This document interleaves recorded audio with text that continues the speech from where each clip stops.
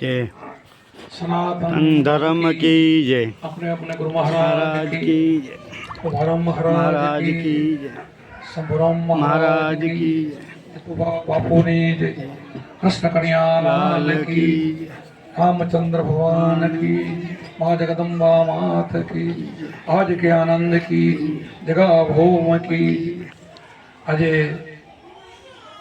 ખંભાળિયા ગામને આંગણે જે આપણે પ્રેમથી બધાને સંતોને બોલાવીને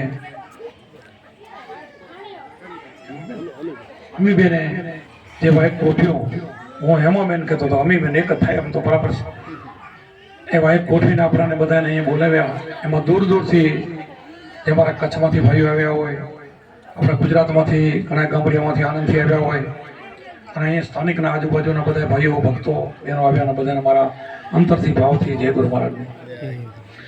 આપણે આમ તો તમારા દ્વારકા શિવપુરા ઘણા બધા આપણે સત્સંગે કરી ગયા છીએ, પણ હમણાંથી બેનનો ભાવ વધારે હતો અને કે બાપુ મને એક વાયક હમણાં આપો. હમણાં તો વાયક અપાયો હતો પણ નહીં, એટલા બધા વાયક હમણાં આપણા પાસે હતા, છતાં એમના પ્રેમને લઈને આપણે બે વાયક આપ્યા. કાલે શિવપુરા છે, આજે અહીંયા આપણે વાયક આપ્યો, તમે બધા આવ્યા, અને બેન બધાને મારા હૃદયથી ભાવથી જય ગુરુ મહારાજ. હવે આપણને પરમાત્માએ એક ઉત્તમ મનુષ્ય અવતાર આપ્યો છે. માણસનો અવતાર બધા અવતારો ઉત્તમ. આમ તો બધા સંતોને મતો, શાસ્ત્રોનો મત કયો કે ગમે તમે વેદોનો મત લ્યો, જન સેવા એ પ્રભુ સેવા, માણસની સેવા એટલે પ્રભુની સેવા. શું કામ કે બધાના ઘટની અંદર બિરાજનાર મારો નાથ કૃષ્ણ કર્યો કે રામ કયો જગદંબા કયો બધાના હૃદયમાં બેઠા છે, બધાના હૃદયમાં છે. એટલે માણસ બધાથી ઊંચો, માણસના હૃદયમાં પરમાત્મા બેઠો છે, એટલે માણસ બધાથી ઊંચો. દેવોને દુર્લભ એવો આપણને મનુષ્ય અવતાર મળ્યો છે. પછી એમાંય વળી આપણને અધૂરામાં પૂરી ગુરુ મળ્યા. ગુરુ નતા મળ્યા ત્યાં સુધી તો આપણે કઈ ભોમ નતા કાપી શકતા, આપણે આડે વડે રસ્તે હાલતા હતા, પરમાત્માને ઓળખતા નતા, ભગવાન ક્યાં છે આપણને ખબર નથી. અને ગુરુ મળ્યા પછી આપણને સર્વસ્વ મળ્યું. ગુરુ મળ્યા પછી એક મળે એમાં 33 કરોડ દેવ રાજી, એમ આપણે સંતો કીધું, એક મળે એટલે 33 કરોડ દેવ. એક વસ્તુ મળી જાય ને, એક સાથે સબ સંતાય, સબ સાથે સબ જાય. હું જાણો છું કે મારો અત્યારે હાલમાં અવતાર ગરસિયા ઘરે દરબારમાં છત્રીયમાં થયો. અમે નાના મોટા અમારા 2-3 ગામ તો અમારે બાજુમાં અડીને અમારે ચારણ ગઢવિયાના અમારે ગામ છે. અમારું ગામ ભૂટિયા રાપર તાલુકામાં, બાજુમાં સોનલવા ગામ, બાજુમાં વાંઢિયા ગામ. અમારે નાનપણથી અમને અમારા વડોએ હું શીખડાવેલું કે ચારણની દીકરી કોઈ સામે આવે તો એમને આપણે જગદંબા માને ઘોડાથી નીચે ઉતરી જવાનું. મેં ઘોડા 25-50 ઘોડા તો મેં ખેલવાના છે, મારા બાબુ તો ઘણા ખેલવાના છે. અમે ત્યાં જતા આવીએ, કોઈ દીકરી સામે આવે ને અમે ઘોડા ઉપરથી નીચે ઉતરી જઈએ અને પગે લાગી. અને આજ તમે અમને પગે લાગો એટલે અમને થોડુંક અંદરથી દુઃખે પણ થાય કે તમને અમે નમાવી, પણ છતાં એક અમારા ગુરુ મહારાજનો આદેશ હતો કે અમારા ગુરુ મહારાજનું એક વચન હતું કે તને જગત નમશે. એટલે આજે મને દેખાય છે કે એનો વચન પરિપૂર્ણ થતું હોય કદાચ એમ. એટલા માટે ગુરુ સર્વથી શ્રેષ્ઠ હોય છે. આપણા રામ કૃષ્ણ જેટલા અવતારો થઈ ગયા એ બધા પોતપોતાના ગુરુને નમ્યા છે. કોઈ એવો વિષ્ણુનો અવતાર એક એવો નથી કે પોતાના ગુરુને ચરણ પૂજા ન કરી હોય કે ન નમ્યા હોય. ગુરુ બધાથી સર્વશ્રેષ્ઠ હોય છે. ગુરુ આપણને સાચો સ્વરૂપ, પોતાના આત્માનું સ્વરૂપ ગુરુ બતાવે છે. ગુરુ સિવાય આપણને ખબર પડતી નથી. પહેલા આપણે ચીલા ચાલુ તો ઘણું બધું કરતા હોય છે. હું પોતે ઘણા યાત્રાઓ કરેલા છે, ઉપવાસો કર્યા હશે, ઘણા પટન દાન પૂર્ણ કર્યા હશે, બધા કરતો હતો. અને જ્યાં સુધી ગુરુ નતા પડ્યા ત્યાં સુધી મને કઈ ખબર પડતી નથી. અને ગુરુ મળ્યા પછી અમારે તો 3 પેઢીથી અમારા કુટુંબમાં સત્સંગ ચાલુ છે પહેલેથી. એટલે ગુરુ પરંપરાને અમે જાણતા હતા. પછી ગુરુમાં કઈ જાતિભાતિ આવતી નથી. આપણે જાતિભાતિ તો પછી અહીંયા જગતમાં કરવામાં આવે છે. ગુરુ તો સર્વશ્રેષ્ઠ હોય છે. ગમે જ્ઞાતિના હોય આપણા ગુરુ થાય એટલે આપણા ભગવાન હોય છે. મીરાબાઈ ક્ષત્રિયની દીકરી હતી, રોહિદાસ ચમારેના હરિજન ગુરુ હતા, એને ભગવાન માન્યા અને એનો બેડો પાર થઈ ગયો. એવા તો અઢળક આપણે દાખલા છે ગમે હોય. અને આમ જોવા જાઓ તો જાતિથી આપણે કોઈ મહાન નથી. કોઈ પણ એમ કે હું આ જાતિનો છું, મહાન છું, તો એવું પણ નથી. કર્મથી મહાન ગણાય. આપણે ઉચ્ચ જાતિના હોય ને આપણું કર્મ નીચો હોય તો આપણે નીચા ગણાય, તો આપણે મહાન ના ગણાય. એ પોતાને પોતાની છાતી ઉપર હાથ મૂકવો જોઈએ કે મને કઈ જ્ઞાતિમાં મારો જન્મ થયો છે, હું કેવું જીવું છું, એ એને સમજવું જોઈએ કે જ્ઞાતિ કરતા કર્મ મહાન છે. એટલે આપણે કર્મને માનવાવાળા છીએ. જે કર્મથી હાલે છે, કર્મના સિદ્ધાંતથી હાલે છે ને, એને કર્મ નુકસાન કરતો નથી. અને નડે છે તો આપણને કર્મ નડે છે, તો ગુરુમાં જ આપણને કર્મ બંધનથી છોડાવે છે. ગુરુ આ કામ કરે છે. દેવદેવીઓ આપણને કર્મથી નથી છોડાવતા. દેવદેવીઓ તો આપણે દર્શન કરવા જઈએ, એને આપણે પગે પગે લાગી, માફ કરી દીધું એમ કરી, ભૂલ કરીને જઈએ, રોજ ભૂલ કરીને રોજ પગે લાગી તોય ભૂલ કરી, એ આપણને કોઈ કહેશે નહીં માફ કરો. ગુરુ આપણને કહેશે કે બેટા આટલું તો કરીને તો બધા કર્મો તારા માફ. જ્યારે ગુરુ પાસે ઉપદેશ લેવા જાઓ ને, ત્યારે ગુરુને આપણે શું તન મન ધન અર્પણ કરતા હોય છે. તન કહેતા શરીર, પોતાનું મન અને ધન અર્પણ. અને ગુરુમાં શું આપણને આપે? બક્ષિસમાં શું આપણને? મુક્તિ આપે. મુક્તિ એટલે નાની હાનું નથી. મુક્તિ કોને કહેવાય? લક્ષ 84 છૂટી જાય ને મુક્તિ કહેવાય. લક્ષ 84 ના બંધનથી છોડાવે એને ગુરુ કહેવાય. 84 લાખમાં જીવ જાતો તો એનાથી અટકાવીને પછી એક વખત મનુષ્યના અવતારમાં ગુરુ કર્યા પછી સંત બીજ પલટે નહીં, જુગ જાય અનંત. ઊંચ નીચ ઘર અવતરે, થાય સંતનો સંત. ગમે તે અવતરે, ગમે એ વર્ણમાં અવતરે, પણ સંત જ થાય. નાનપણમાં એને ગુરુ મળી જાય. એવી ભક્તિ તમને બધાને મળશે. હવે એને હાચવીને જતન કરીને આ શબ્દને ઓળખવો જોઈએ. આપણા ગુરુનો શબ્દની કિંમત કેટલી છે એ હું તમને વર્ણો ઘણી વાર બતાવ્યું છે અને ફરી બતાવીશ.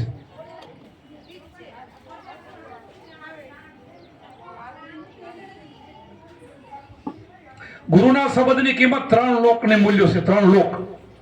3 લોક એટલે એક તો આપણે આ મૃત્યુલોક, ભારત જેવા નવખંડ બધા વિદેશો ફેરા કરે એક મૃત્યુલોક થાય.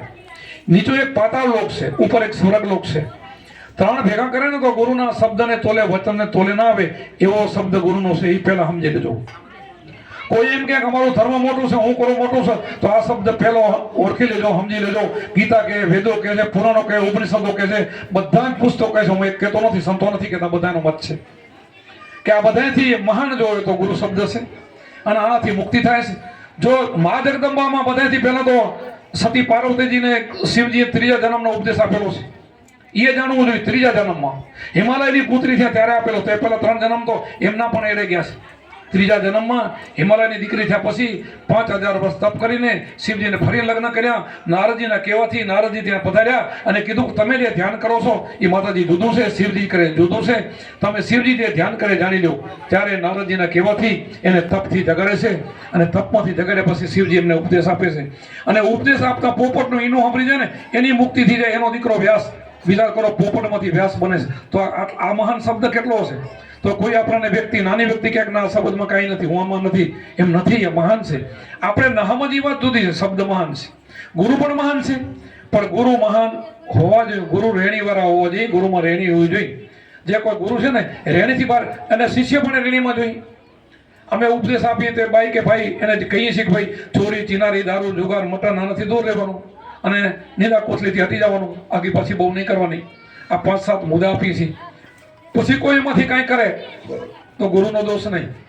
કોઈ બેન હોય કે ભાઈ હોય, ઉપદેશ અમે કોઈને એમને એમ આપ્યો નથી. કોઈ એમ કે ના અમને કીધું છે બધું કરજો, કોઈ કીધું નથી. ચોરી નહીં, ચિનારી નહીં, દારૂ નહીં, જુગાર નહીં, મટન નહીં, નીંદા કોથલી નહીં. આનાથી દૂર રહીને પછી વ્યસનથી મુક્ત થઈ જાય અને ભજન કરે. ભજન કરે એટલે તમારા જન્મનો જે કર્મ છે તમારા ભેગા હતા ને એ આ ભજનથી તૂટી જાય છે. જન્મના ઢગલા બંધ તમારા કર્મ કરેલ હિમાલયના જેટલા ઢગલા હોય ને પાપના, તો પણ ગુરુમાજી એમ કહે છે કે આનાથી તારા બધા પાપ સ્વાહા થઈ જશે. આ બ્રહ્મ અગ્નિનો ભડકો છે. આ બ્રહ્મ અગ્નિ ને તમારા આત્મા સુધી પહોંચી જાવ ને બ્રહ્મ અગ્નિ કહેવાય. તો એક દિવાળી હોય ને 1000 મણનો ઢગલો ભર્યો ને એક દિવાળી બાકરથી મૂકો તો બધું સ્વાહા થઈ જાય. પણ લખેલા મંત્ર હોય કે 1000 મણ અગ્નિ લખી નાખો ને 100 મણ કપાસમાં તો એ નહીં ધકે. લખેલાથી નહીં થાય કામ. લખેલો કોઈ મંત્ર હશે ને આમાં અસર નહીં કરે. પણ ગુરુનો મંત્ર એવા છે ને આ બાકરની તિલારી જેવો છે. એ તમારું બધા જ કર્મ મારીને ભસ્મ કરી નાખે. શું કામ? કે તમારા કર્મ ક્યાં છે? તમારી અંદર આ તુંબલીની અંદર કોમ્પ્યુટર હૃદયમાં એક લખેલું પડ્યું છે. તમે જે પૂર્વે કર્મ કરીને ને એ બધા ભેરાયમાં છે. પહેલા અહીંયાથી ગયા સૂક્ષ્મ શરીરમાં ભેગા જાય છે. આ દેહમાં નહીં. આ દેહ ગુજરી ગયા પછી એનો સૂક્ષ્મ શરીર હોય છે, એમાં કર્મ ભેગા થાય છે. પછી 84 લાખ યોનિમાં જાય, યોનિમાં ફરી માણસનો અવતાર આવે. એટલે જે કર્મ કરેલા હતા બધા ભેગા આવે છે. એ તમારી અંદર લખેલા છે. ગુરુના મંત્રથી એ કર્મ બધા બળે છે. એટલે ગુરુ કહે છે ને તારા કરેલા કર્મ મટી જશે. નવા ન કરજે. નવા ન કરે અને આ ભજન કરે ને આનાથી શ્વાસ ઉશ્વાસની સાધના, અજંપા જાપ અને ગાયત્રી મંત્ર પણ આપણા ઉપદેશને કહેવામાં આવે છે. શિવજી કીધું છે જપો અજંપા ઉમા જપો ગાયત્રી. અમારો ગુરુ શબ્દને ગાયત્રી મંત્ર પણ કહેવામાં આવે. આ શબ્દથી ધીરે ધીરે એના બધા કર્મો કપાઈ જાય, પછી મન પવિત્ર બની જાય, એની આંખ પવિત્ર બને, મન પવિત્ર, હૃદય એનું બધું જ કાન પવિત્ર બને. ધીરે ધીરે એને જ્યાં જોઈએ તેને ભગવાન દેખાય. નાના બાળકમાં ભગવાન દેખાય, મોટામાં પશુ પંખીમાં કીડી મકોડીમાં બધાને એને ભગવાન દેખાય. પહેલા પોતાના ઘટમાં છે ને એને ઓળખી લેવો પડે, એને જાણી લેવો પડે, એને જગાડવો પડે, તો પછી બધે દેખાય ને. પહેલું ડાયરેક્ટ ન દેખાય. પેલો પોતાના આત્માને ઓળખ્યા વિના લક્ષ રચી નહીં મટે, અને ભ્રમણાને ભાંગ્યા વિના ભાવના ફેરા નહીં મટે. તો પહેલા પોતાના આત્માને ઓળખવા માટે ગુરુ છે, એના માટે ધ્યાન છે, એના માટે ધ્યાન જ કરવું જોઈએ. ધ્યાન સિવાય ક્યારેય જ્ઞાન થાય નહીં. કોઈ કે અમને એમને એમ જ્ઞાન થઈ ગયું, ક્યારે ન થાય. ભણતરનું જ્ઞાન થાય, વકીલનું થાય, એન્જિનિયરનું થાય, ડોક્ટરનું થાય, એવું બધું જ્ઞાન થાય. પૈસા કમાવાનું જ્ઞાન થાય, આત્મજ્ઞાન ન થાય. એ ભણવાથી આ જ્ઞાન ન થાય. આ જ્ઞાન તો અનુભવ જ્ઞાન છે. આ તો અંદરના ચક્ષુનું જ્ઞાન છે. આ બે આંખથી ન દેખાય. અંદર ત્રીજું નેત્ર જોઈએ, આ ગુરુ પાસેથી મળે. ત્રીજું નેત્ર મળે, અંદરનું જ્ઞાન મળે, ત્યારે એનો અનુભવ થાય. તઈ એને ખબર પડે હું કોણ છું, હું ક્યાંથી આવ્યો, મારે ક્યાં જવાનું છે. આ ત્રણેય કાળની એને ખબર પડે. આપણા સંતોને બધાને ખબર પડી છે, એટલે બધાએ ભગવાન જેવા બની ગયા છે. બધા સંતો એના પરચા બન્યા છે. સંતોના પરચા એટલે શું કે એનું ભજન થકી ભગવાન એના બધા કામ કરે, પરમાત્મા કામ કરે. અંદર હૃદયમાં બેઠો એ બહાર આવીને એને તકલીફ પડે ને તો આવીને બીજું સ્વરૂપ લઈને આવીને એનું કામ કરી જાય. અને ભગત કહેવાય, સંત કહેવાય. અને સંતનું કામ કરે તો એ સંત કહેવાય ને કે સંતને કહેવાય. જ્યારે જ્યારે એને ભીડ પડે ત્યારે એના આવીને ઉભો રહે પરમાત્મા, એનું કામ કરે. 100% કરે, 101% કરે, 99% નહીં. પણ એવી ભક્તિ આપણે કરવી જોઈએ. જે એવી ભક્તિ કરી ગયા એની આપણે બધાની વાણીઓ બોલ્યું છે, એ વાણીઓ મૂકી ગયા છે જગતમાં. અને એ વાણીના અર્થ આપણે સમજવા જોઈએ કે વાણી શું કહે છે. વાણી આધ્યાત્મિક હોય, એ અંદરની હોય, બહારની હોય. વખાણની વાણીઓ અને સુરગુણી કહેવાય. ક્યાંક વખાણી જોઈએ, વખાણ જોઈએ તો આપણે રામકૃષ્ણ થઈ ગયા, આપણે દશરથ 4 દીકરા હતા, પછી વનમાં ગયા, બધું ભૂલી જાય તો દુનિયા ભૂલી જાય. અને મંદિરમાં પૂજા ભૂલી જાય તો એ દુનિયા ભૂલી જાય. એના માટે એની ગુણની પૂજા માટે એ બધી જરૂર છે. પણ આધ્યાત્મિક માટે રામે જે ભજન કર્યું છે, કૃષ્ણએ જે ભજન કર્યું છે, આપણે એ જ ભજન કરવું પડે. ખાલી દર્શનથી કામ થશે નહીં, ભજન તો કરવું પડશે. ભજન માટે ધ્યાન જ કામ આવે, બીજું ના આવે કામ. અમારે કુંભારામે કીધું, સદગુરુની સેવા કરતા ધરતા હરિના ધ્યાન, ધ્યાનમાંથી જ્ઞાન જાય, અંધારા માટે અજ્ઞાન, શ્વાસ ઉશ્વાસે સમરતા જપતા અજંપા જાપ, જાપ જપતા ટાપ ટળિયા ગુરુજીને પ્રતાપ. શું કહે? ગુરુજીના પ્રતાપથી આધિ વાદી ઉપાધિ આ બધાને હોય ને જગતમાં, આનાથી ટળે, બાકી નહીં. બાકી તો તમે દર્શન કરવા જાઓ, યાત્રા કરવા જાઓ તો 15 દીક મહિનો દીક મન ઠકાણે રહે, પછી હતું એમને થઈ જાય. ગમે એટલા વ્રત કરો, દાન કરો તો હતું એમને થઈ જાય. પણ ગુરુને શરણે જાય તો પછી મન પાટે પડી જાય ને, તો મન અમન બની જાય. પછી મન એવું ન બને. આપણા સંતો બધા ને જેસલ જાડેજા જેવા, વાલિયા ભીલ જેવા, બારોટિયા કેવા બની ગયા. જો એનું મન કેવું બની ગયું, આપણું હજી નથી બનતું. શું કામ? એને ચરણે જતા, ગુરુને ચરણે જતા આવડી ગયું. ચરણે ગયા પછી બીજી ભાત પડી જવી જોઈએ, બીજો બની જવો જોઈએ. અને એવો થઈ જાય ને તો એનું કામ થઈ જાય. એટલા માટે આપણે સત્સંગ ગોઠવીએ છીએ, એટલા માટે બધા સંતો આવે છે, એટલા માટે ફરે છે, બીજું નહીં. સંતને કાંઈ આવી આરતી ઉતારો એવી જરૂર નથી. સંતને આવી કોઈ માનની અપમાનની કાંઈ એને પડી હોતી નથી. પણ અમને એમ થાય કે અમારા દેશની નથી, દેશ તો અમારો છે, ત્યાં તો ભાડું છે. અમારા આત્માની અંદર બેઠવા બોલે રહ્યો ને એની આરતી ઉતરી છે, એવું અમારા ગુરુમાં જે સમજાયું છે. એટલે અમે એવું માનીને બેહી છીએ. આખો દેશની પૂજા નથી. દેશ તો બધાનો નાશ. દેશ તો રામકૃષ્ણનો હાલ્યો ગયો તો આપણે ક્યાં રહેવાનું છે? એ અમાર તો એ નથી રાખી ગયા, એના હાથમાં નથી. અમાર તો કોઈના હાથમાં નથી. અમાર તો એક આત્મા જ છે. આત્મા જન્મતો નથી, આત્મા મરતો નથી. આ ગીતાજીમાં લખ્યું ને, આત્માને કોઈ શસ્ત્ર કાપી ના શકે, પાણી પલારી ના શકે, પવન હૂકી ના શકે, અગ્નિ બારી ના શકે. અજર અમર, અમર એટલે મરે નહીં એવો, અવિનાશી એટલે એનો નાશ ન થાય, અજન્મા એટલે જન્મતો નથી. અને એ બધા એના ઘટમાં પાછો બેઠો છે, ક્યાંય દૂર નથી.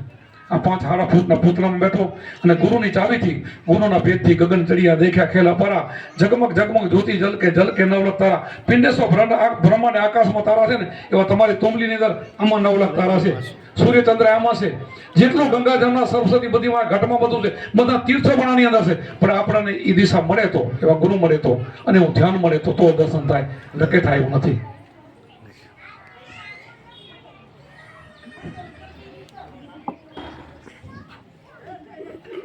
એટલા માટે અત્યારે તો હું ઘણો સત્સંગ નહીં લઉં. તમે બધાએ કોઈને સાંજનો સમય હોય, ગાયું ભેંસનો ટેમ હોય, અને કોઈ બાંધવાનો હોય. અત્યારે તો બેને બોલાવ્યા કે મારા ગુરુમાં પધારે છે ને આમ આવજો. અત્યારે તો તમને એ રીતે બોલાવ્યા છે, સત્સંગમાં નહીં બોલાવ્યા હોય. પણ અમારો સત્સંગ એવો છે, કોઈને ઉઠીને મન નથી થતું જવાનું. એટલે કોઈ ઉઠે પણ નહીં તો ઘરે ઢોર ઢાંખર આવી જાય તો નુકસાન કરે. હું યાદ ચડાવું છું, તમને યાદ ચડે કરે ભણો. એટલે હું સત્સંગ હવે ત્યારે બહુ નહીં લઉં. સત્સંગ આપણે રાત્રે લેશું, ખૂબ બધાને લાભ લેશું. ભાઈઓ આવે એ પણ કોઈ સત્સંગ, કોઈ વાણીનો લાભ દેશે. અને અત્યારે કોઈને 2 વાણી ગાવી તો ગાશે.